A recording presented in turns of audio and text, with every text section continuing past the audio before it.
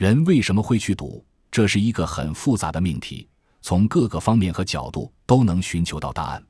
不过我想用行为学来分析这个问题比较科学。人对一切刺激性的东西或能带来刺激的行为都会有成瘾性，因为我们在摄入这些刺激的东西或进行这种行为时，我们的大脑会大量分泌多巴胺，而多巴胺这种物质会给我们带来愉悦。人对愉悦的感觉总是不会排斥，只会不断去索求。烟酒、毒品上瘾即是刺激的东西所带来的，而性爱和赌博成瘾就属于刺激行为范畴。而所有让人成瘾的东西都有一个共同点，就是不断让你获得更多的愉悦和满足。前2天和以前在深圳认识的一个朋友聊天，他说上周去澳门玩了趟，在永利赌场过了几把瘾，输了4万多。我说有时间有闲钱还是去香港购物吧，输了钱不值得。其实在我们的生活中，时常有千万身家亿万身家在澳门输光家产的新闻见诸报端，也有人去澳门赢回几千万几栋房的传奇经历，让我们羡慕嫉妒恨。本人平时喜欢打打小麻将，娱乐娱乐，但是对各类牌的玩法、各种赌戏的规则却都了然于胸。对于赌博这个东西，有不少的认识和感触，想与大家聊聊，权当分享。澳门赌博公平吗？应该来说，去正规的赌场赌博还是相当公平的。正规的赌场极少会作弊，他还会时时防范你出千。在澳门赌场的大厅里，注额在几千几万几十万一把的下，放心玩，保证没有暗箱操作，公平赌运气。要是去超级 VIP 厅，碰上500万一个的筹码，随手就扔7、8个下去的大老板，那就不排除赌场有可能会作弊，这也只是有可能，而且可能性微乎其微。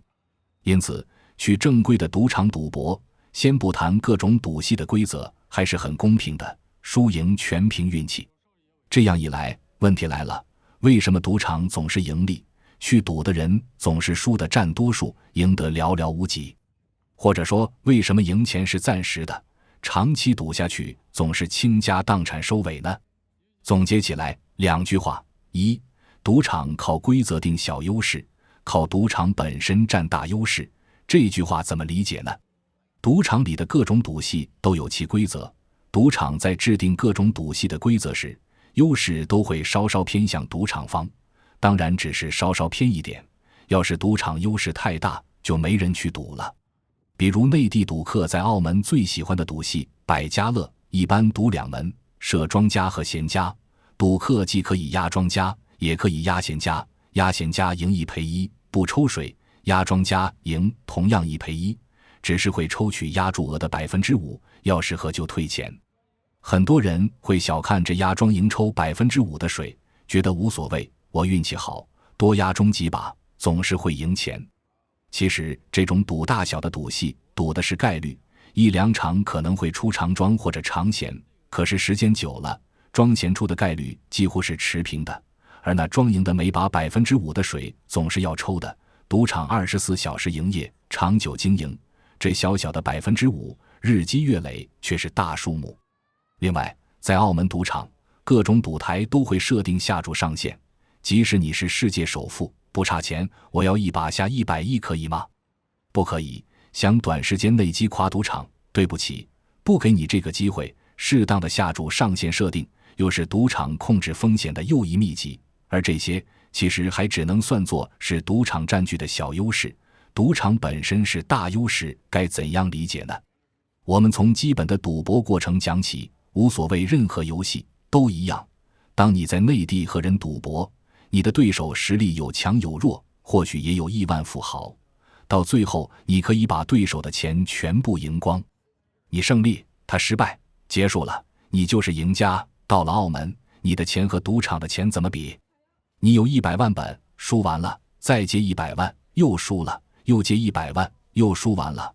或许你可以借更多钱，到最后你是再借不到钱了，结果是什么？彻底失败，倾家荡产跑路。那我们谈谈赢100万本钱，赢了100万，或者多赢一些。就算你用100万赢几千万几个亿，赌场会倒闭吗？游戏已结束吗？不会的，那你就赢定了吗？当然了，有的人确实能在关键时刻刹住车，恭喜你，等你100年之后，后人将会把你列入神级传说人物。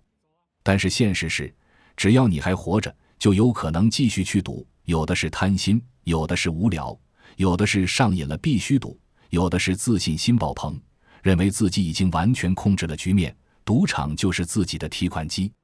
只要你继续参与，赌场永远不会输的跑路，因为如果赌场在关键时刻认为干不过你，直接把你列入黑名单，不让你赌，对你敬而远之。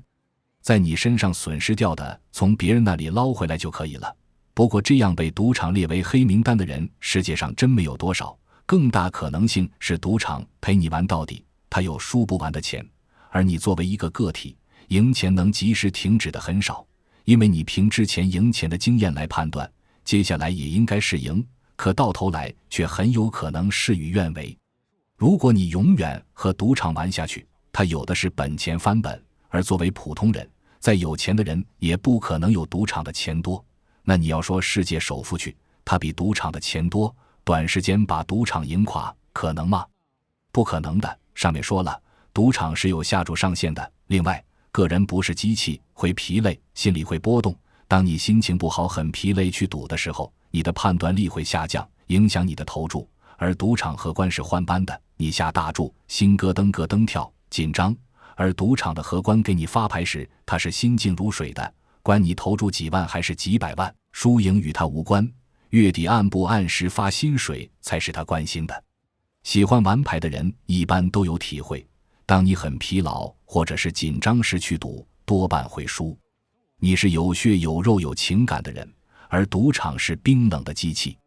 嗜赌的人会24小时鏖战，输一点就急，你的精力有限，性格有缺陷，而赌场就像一台动力十足的冰冷的机器在运作。2. 赢钱赢不够，输却要输够。赢不够，最后就要输够，是赌场最大的制胜武器，也是99%的赌徒都具有的特性。先说赢，不管你是赌1天，还是1年，还是10年，或者一辈子，进了赌场，谁知道你会赢多少？有可能100万本可以赢上亿，但不会有这样的人，因为正常情况下100万的本赢100万以上就开始准备撤退了，这也是很多自认为高手的人会说教的，不贪心就能赢，所以你能赢的数目绝对是很有限的。高手和先人们不都教导我们见好就收吗？运好，技术好，你完全可以连续赢1个月或者1年，但能到手的绝对是可以预见的。再说输，100万本金输掉了，正常人都会借钱继续，借的数目大多比你能赢钱撤退的数目更高。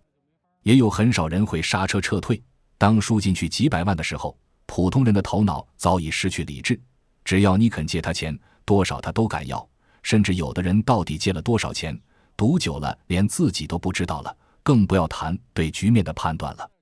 所以往往一次输掉的钱是一次赢走的很多倍，10次赢的不够1次输，其实这是普遍性。也有极端个例会适时停止，为什么基本会出现这种情况呢？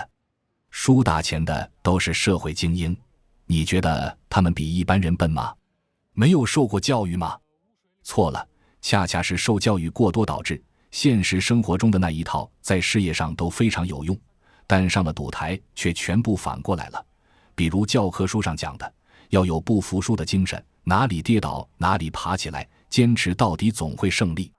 父母前辈讲的见好就收，做人不要贪心，守住胜利果实等等。请把这些平时所有人都认可的真理放到赌博中去，对号入座，看看会是什么结果。就是赢的时候赢不够，输的时候却让你输够。如果老天爷是公平的，让你赢5次输5次，会保本吗？5次输掉的也许是5次赢的10倍甚至更多。赌永远没有出路，不赌即是赢。